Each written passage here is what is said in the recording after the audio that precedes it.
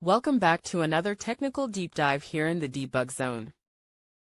Today, we're tackling a big question and breaking it down with insights from other users. Hopefully, this clears up some misconceptions and helps you get the answer you need.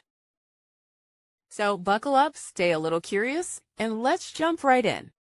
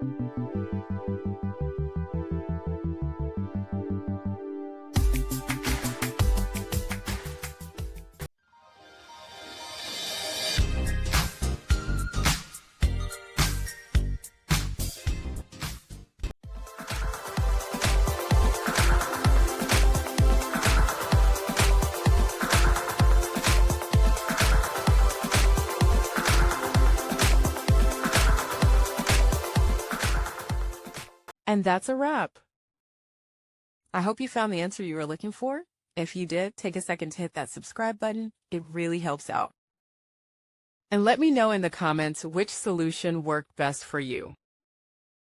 See you next time in the debug zone.